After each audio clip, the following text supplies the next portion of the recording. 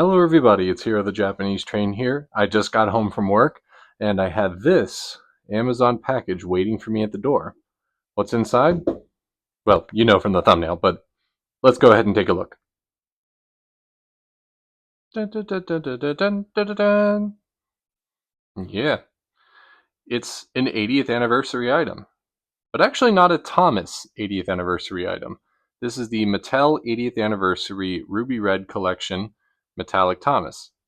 And this thing is so cool that I obviously had to get two. So I'll go ahead and open one of them up and let's take a closer look. So for those of you who don't know, Mattel has released several items for its own 80th anniversary.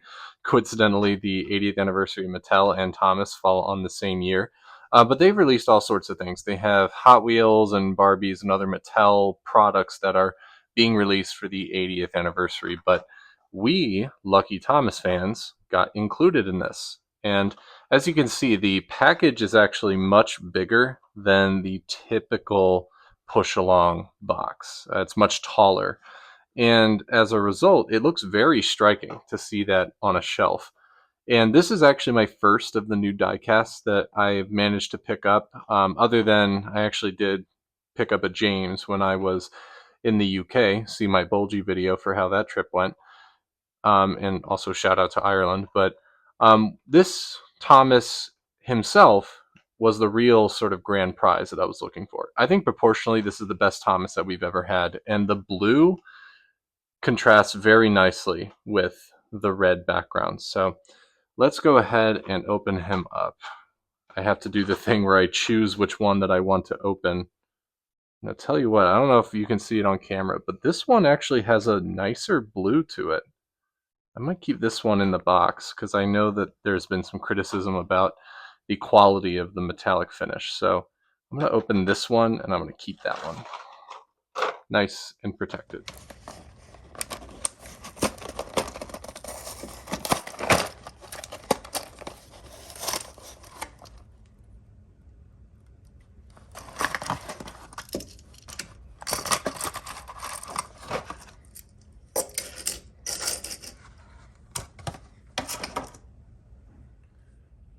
Okay, right off the bat, this is definitely the weightiest, most sort of complete feeling diecast Thomas that we've had for a long, long time. And in fact, this one is actually the smoothest on its wheels. I don't know if you can hear how smooth that is, but it rolls really nicely compared to the push along of Kana.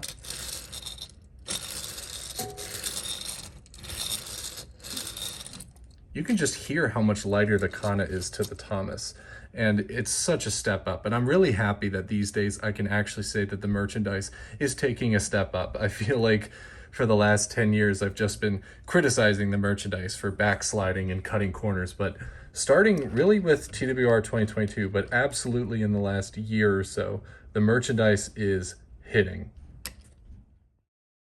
Look at that. I've got a whole turntable to put this Thomas on. Thanks to all of your support, I was actually able to get this nice little piece of technology, and now I can use it to rotate all my items. And what a better item to rotate than this brand new metallic Thomas. Just look at the metallic gleam. I love that red and the side rods as well. I hope that this view can show you proportionally just how amazing this Thomas really is. It's the best shape we've had on a diecast Thomas, probably even better than the Ertl one. And I know that that's a hot take, but it's true. The face also came out very nicely. That's always been a strong suit of Mattel Thomas items in particular. And again, the red is just something that needs to be appreciated.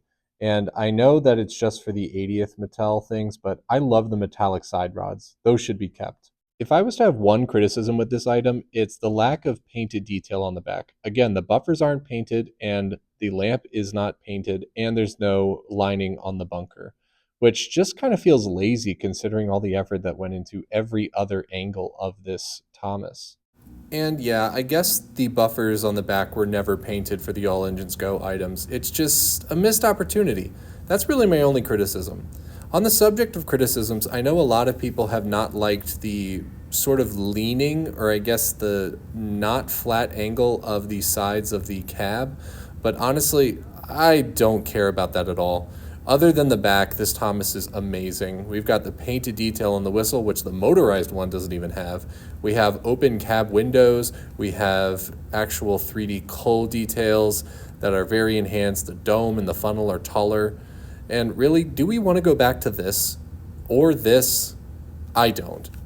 This Thomas is absolutely phenomenal, and I'm looking forward to adding the regular Thomas plus the extra diecast items to my collection. Beautiful. I could cry. And finally, let's wrap this up by taking a look at the mine carts. First off, the reflective metallic paint and the gems are really cool. You can see how they shine in the light. I have never been a fan of these mine carts that All Engines Go love to use, but I would have preferred them to be troublesome trucks if it was me. But other than that, these are really cool. They are smudge magnets though, so that kind of stinks. And I know other people have complained about the metallic finish coming off. That hasn't happened to any of mine yet, so hopefully that won't happen. Also, the little cargo, the gem cargo, is very difficult to take out. I feel like I'm gonna break it every time I try to remove it. So honestly, I'll probably just display these. I have no use for these for practical things. And there you have it. There's my review of the Ruby Red Diecast 80th Anniversary Mattel Thomas.